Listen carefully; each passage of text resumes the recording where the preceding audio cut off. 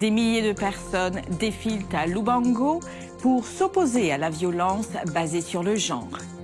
Et un hôpital adventiste en Malaisie se classe parmi les meilleurs hôpitaux privés d'Asie.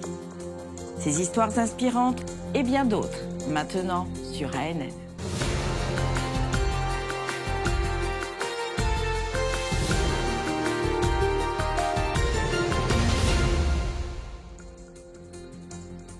Bonjour et bienvenue sur ANN. Aujourd'hui, nous commençons par une histoire puissante de foi, d'unité et de lutte pour la justice. À Lubango, en Angola, des milliers de femmes adventistes se sont unies pour marcher contre la violence et défendre les valeurs enseignées dans la Bible. Inspirées par l'amour du Christ, ces femmes se sont mobilisées pour exiger plus de sécurité et de justice dans leur communauté. Lubango, la capitale de la province de Huila, a été le théâtre de la plus grande marche civique de femmes de l'histoire de la ville. Environ 3000 femmes adventistes du 7e jour ont envahi les rues en signe de protestation contre la violence basée sur le genre.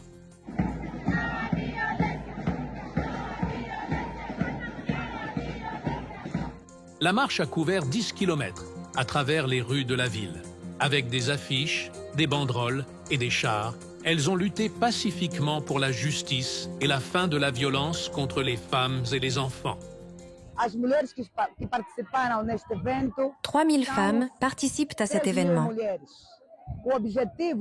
Notre objectif est de mettre fin à la violence et de soutenir les femmes en lutte contre l'addiction. Nous voulons sauver tout le monde en général et hâter la seconde venue du Christ. La province de Huila, avec sa géographie difficile et sa population majoritairement chrétienne, fait face à des taux élevés de violence basés sur le genre. Des données récentes montrent qu'environ 34% des femmes en Angola ont été victimes de violences physiques ou sexuelles. À Lubango, les cas d'abus sexuels sur des enfants sont en augmentation, avec 39 cas signalés en 2022. La situation est alarmante et le silence ne fait que perpétuer la souffrance des victimes. Compte tenu des circonstances, les femmes adventistes ont décidé d'agir. C'est une expérience merveilleuse pour les femmes adventistes et nous voulons partager cet héritage à toutes les femmes. Nous devons être fortes et nous opposer à la violence envers les femmes et les enfants. Lors de la mobilisation, les participantes ont appelé à mettre fin à la violence en dénonçant les abus physiques, psychologiques et sexuels. L'événement est particulièrement pertinent dans le contexte actuel, car selon l'annuaire des actions sociales annuelles, de nombreuses victimes préfèrent signaler la violence à des membres de leur famille, plutôt que de demander de l'aide auprès des institutions officielles. Lubango est devenu le théâtre d'une puissante campagne de sensibilisation. Une étape importante dans la lutte contre la violence basée sur le genre et un appel urgent à la société angolaise à s'unir contre cette réalité. Les actions doivent se poursuivre. En juillet, nous aurons le congrès des femmes de la Mission du Sud. Nous nous arrêtons ici pour dire aux femmes de se préparer spirituellement afin qu'à cet événement, nous soyons prêtes pour vivre un moment comme celui sur la montagne de la Transfiguration, afin d'être fortifiées pour continuer cette mission. Le centre de vol de l'Université de l'Union du Pacifique en Californie aux États-Unis a développé un simulateur de vol spécifique à un type d'avion pour améliorer la formation des étudiants. Il offre des expériences réalistes pour améliorer les compétences de vols essentielles. Le directeur du centre de vol de l'Université de l'Union du Pacifique, Nathan Tasker, a dirigé le développement de ce simulateur pour répondre aux limitations des dispositifs génériques de formation au vol. En collaboration avec Russell Laird, ancien président du département de technologie de l'université, le projet visait à améliorer l'enseignement des compétences critiques en vol. Ce projet pratique a favorisé la créativité et la collaboration, encourageant les étudiants à repousser les limites de la technologie aéronautique. Suite au succès de ce simulateur, des plans sont en cours pour développer une version à mouvement complet, élargissant les opportunités de formation pour les étudiants en aviation. Préparez-vous à rencontrer deux femmes qui, au milieu de la souffrance, ont trouvé une véritable foi. Voici comment l'adversité a été surmontée dans ces histoires qui s'entrelacent et qui apportent une perspective nouvelle sur la vie après une rencontre avec Jésus. Deux femmes dans la foule. Deux femmes perdues au milieu d'une souffrance qui semble sans fin. L'une veut vivre, l'autre pense que la solution est la mort. Fabiola vit à Belo Horizonte, Lucia vit à Salvador. Elles ne se sont jamais rencontrées, mais Jésus les a rencontrées toutes les deux. En 2018, j'ai découvert que j'avais un cancer du sein. Au début de 2019, lorsque le COVID a surgi au Brésil, au cœur du traitement du cancer, il est logique que nous ayons toujours peur de mourir, alors nous nous rapprochons de Dieu. Et à mesure que je me rapprochais de Dieu, j'ai commencé à lire la Bible. J'ai été mariée pendant 23 ans à une personne merveilleuse. Aujourd'hui, il repose dans la poussière de la terre. Du jour au lendemain, quand j'ai découvert qu'il m'avait trompée, mon monde s'est effondré. C'était vraiment difficile quand je l'ai découvert. J'avais mal, alors je suis allée chez le médecin. J'ai appris que j'avais le virus de la syphilis, mais la maladie ne s'était pas déclarée chez moi. Et pour couronner le tout, ma mère a été diagnostiquée avec la maladie d'Alzheimer. Cette semaine-là, une voisine de l'immeuble d'en face qui habitait au 23e étage s'est suicidée. C'était juste devant la fenêtre de ma chambre. J'ai vu cette scène horrible, terrible. Et de façon machiavélique, cette scène me disait « Pourquoi ne fais-tu pas comme elle? La vie ne vaut pas la peine d'être vécue. » Nous traversons tous des moments où tout semble perdre son sens. La mort et la peur déchirent nos vies et font saigner nos cœurs. Peu à peu, la foi s'estompe, mais un seul geste peut guérir cette blessure.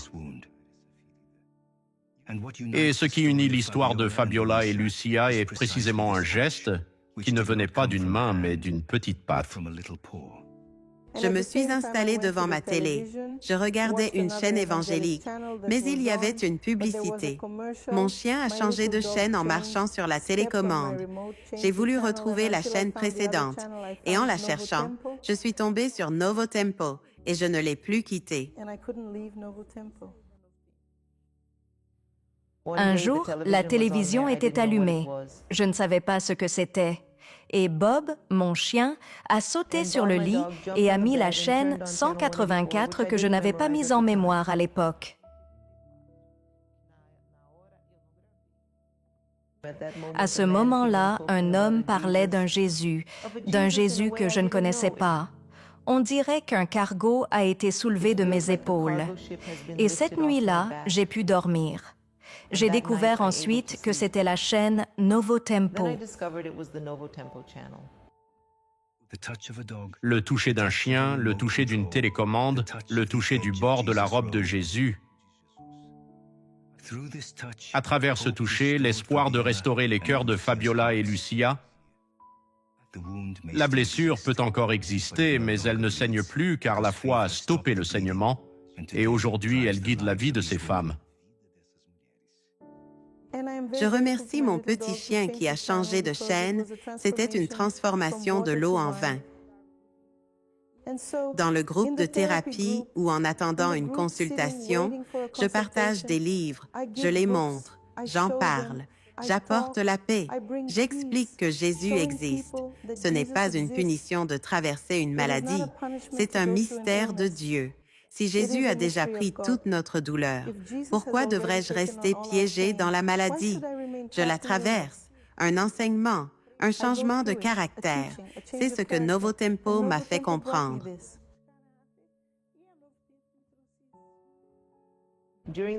Pendant tout le programme, un autre programme a commencé dans lequel le présentateur parlait de son expérience et de sa dépression. Et j'ai réalisé que je traversais une dépression. Ça a été le tournant où je me suis dit, oui, il est temps. La dépression est une maladie et je dois la guérir avec des médicaments. Dieu a donné à l'homme la compréhension et le pouvoir de guérir. Alors Dieu veut que j'aille là-bas. C'était l'œuvre de Dieu. J'ai donc cherché un traitement. Je l'ai suivi et grâce à Dieu, je suis ici. Dieu utilise qui il veut de la manière qu'il veut au moment qu'il choisit. J'étais cette fille perdue, sale, vide. Dieu a utilisé un être irrationnel, mon chien, pour me dire « Ma fille, je suis là ». Dans cet épisode d'Heinen in Death, l'animateur Sam Neves s'entretient avec le docteur Willie Oliver, directeur des ministères de la famille pour l'Église adventiste du 7e jour.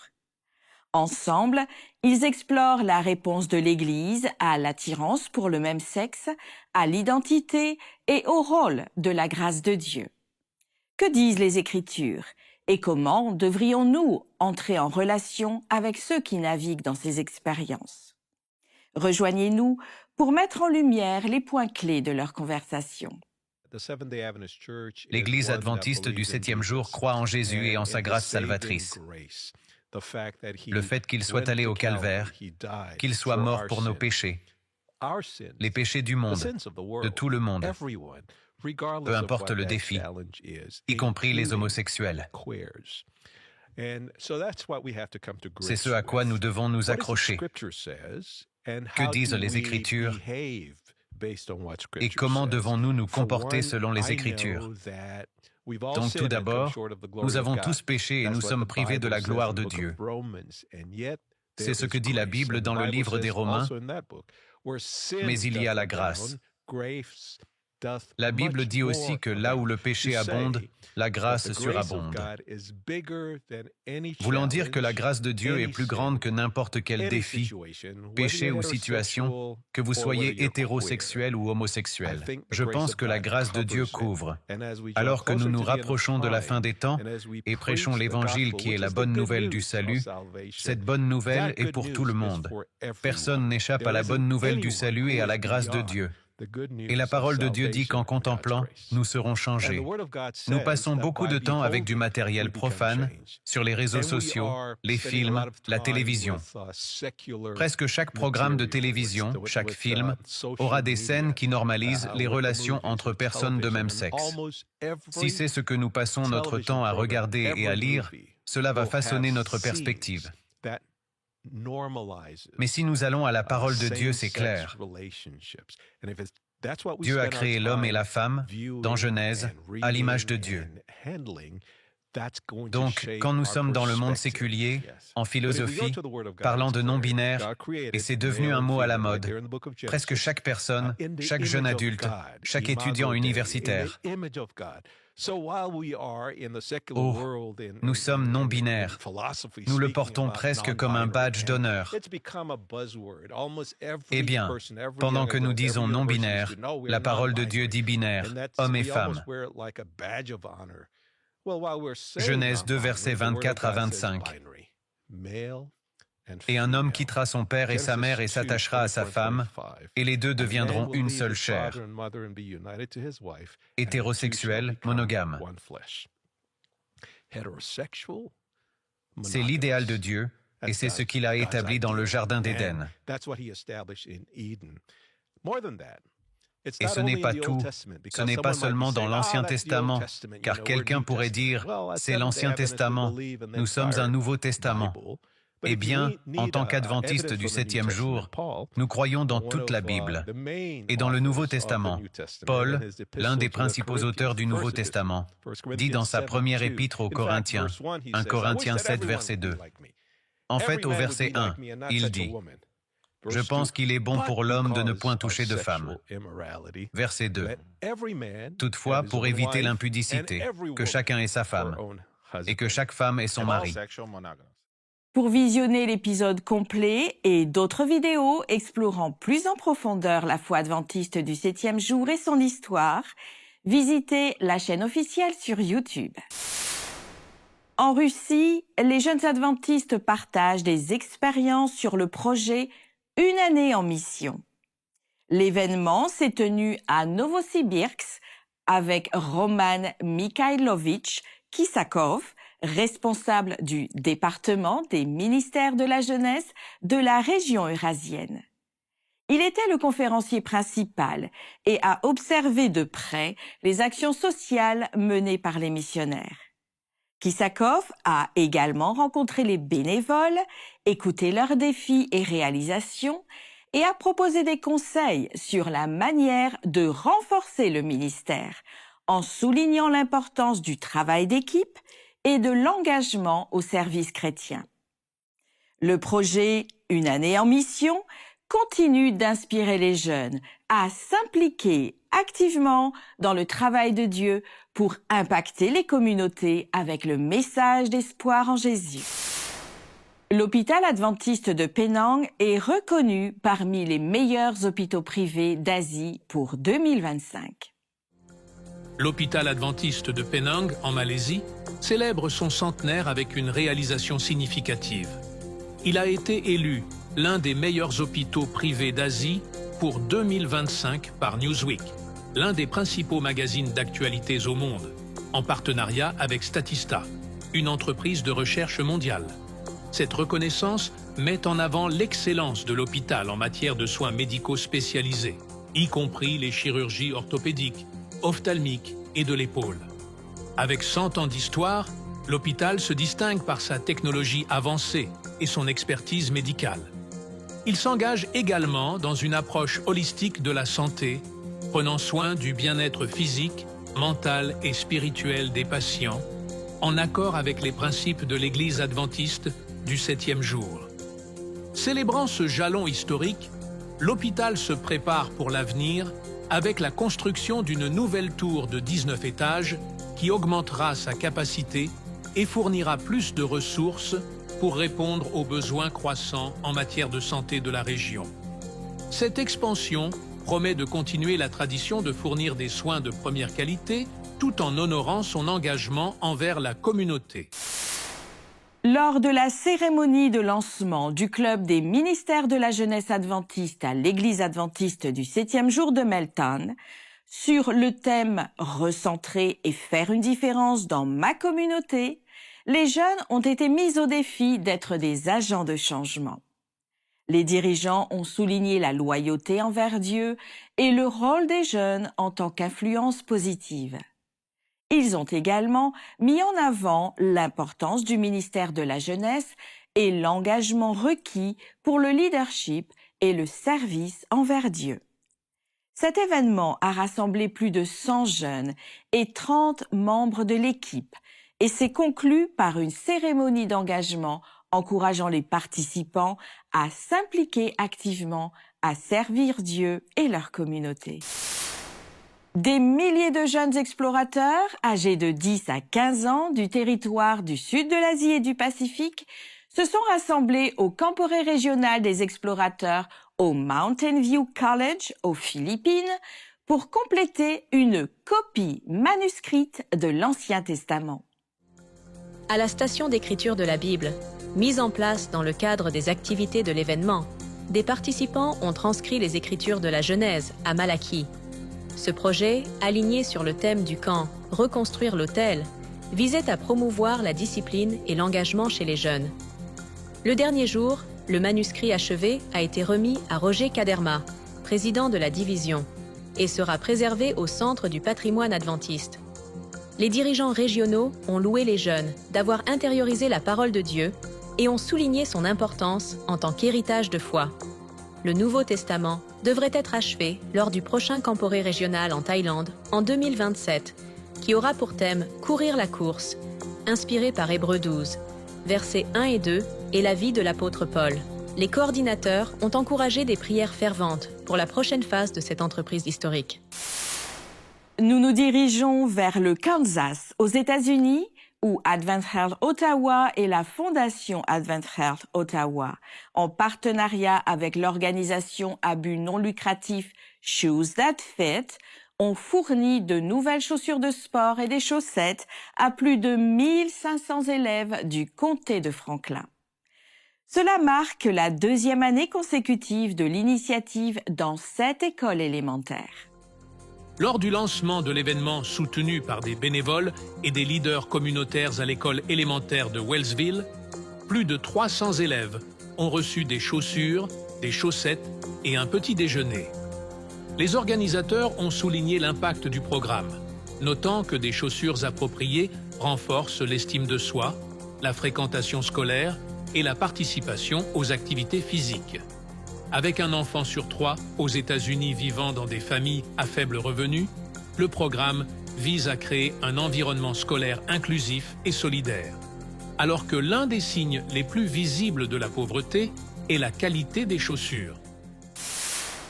Un programme spécial pour les parents et les enfants en situation de handicap a été organisé au sein de la 3e communauté adventiste de Vítzbek en Biélorussie et a accueilli environ 120 invités. Durant ce programme, le message de la naissance de Jésus-Christ et des musiques spirituelles ont été partagés.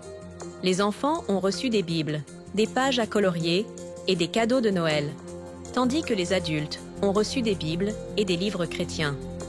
La communauté adventiste a également organisé des programmes dans une maternelle, une école, une maison de retraite et un centre territorial pour diffuser des messages d'amour et de foi à travers des chansons et des histoires de l'Évangile.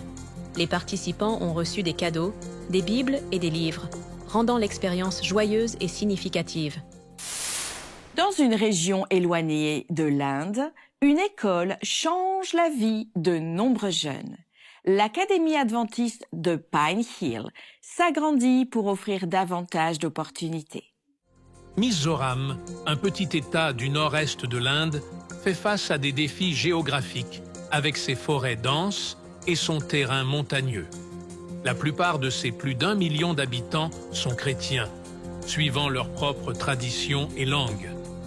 Alors que l'Église adventiste se développe dans la région, l'Académie adventiste de Pine Hill a progressé et sert maintenant environ 350 étudiants. Cependant, avec des salles de classe surpeuplées, la demande de plus d'espace est urgente.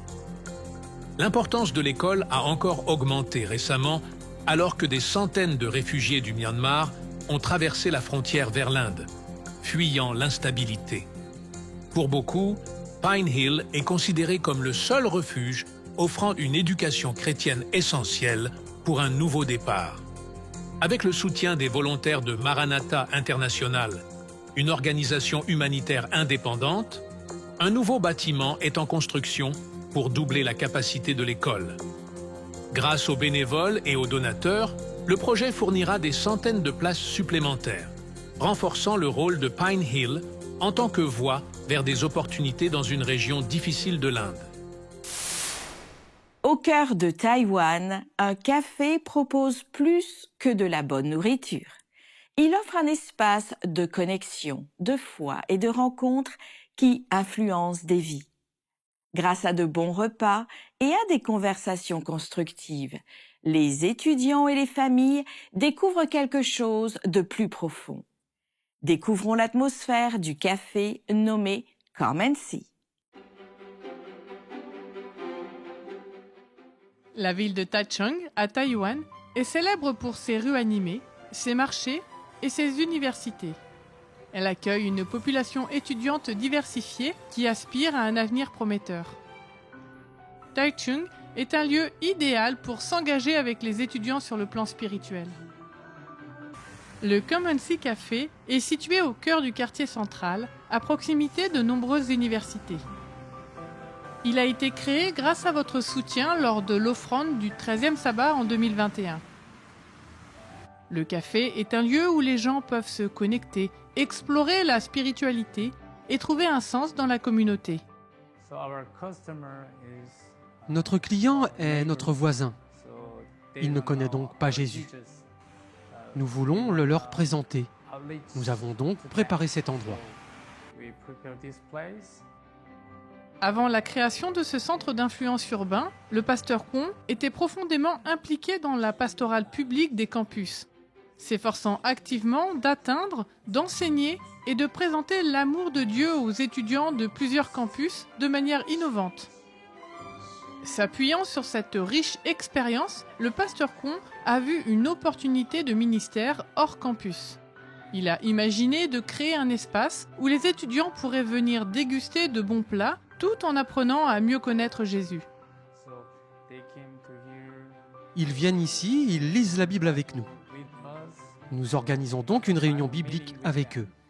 Une fois par mois, nous organisons une rencontre le vendredi soir avec les étudiants de l'université. Nous préparons une histoire biblique à partager avec eux. Grâce au ministère public sur le campus, certains étudiants ont trouvé le chemin de la foi en Christ et sont maintenant désireux de participer au ministère tout en nourrissant leurs nouvelles croyances. Le café emploie également des étudiants qui ne trouvent pas d'emploi leur permettant de respecter le sabbat. L'attrait de la culture et de la cuisine coréenne a capté l'attention de nombreux étudiants. Le café sert donc d'authentiques plats coréens originaires du pays d'origine du pasteur Kwon. Come & See propose également des cours de coréen gratuits, des ateliers de cuisine et des événements sociaux qui attirent de nouveaux clients comme Gary.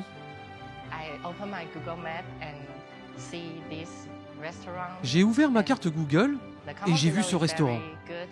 Et le commentaire ci-dessous est très bon. Je lis que la nourriture y est bonne et que l'environnement permet aux gens de se sentir à l'aise. Je pense donc que c'est la raison pour laquelle je suis venu ici.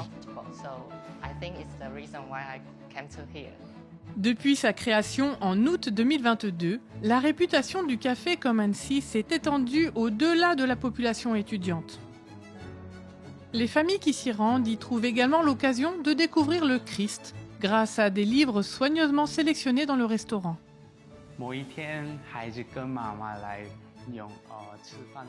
Un jour, une maman et ses enfants ont visité notre café. Les enfants ont repéré un livre, des amis de la Bible, sur l'étagère et ont commencé à le feuilleter. Tout en feuilletant le livre, elle a dégusté les délices culinaires de notre café. Lorsqu'ils sont partis, la maman était très heureuse. Ils ont commencé à se rendre régulièrement dans notre café pour continuer à lire le livre des amis de la Bible.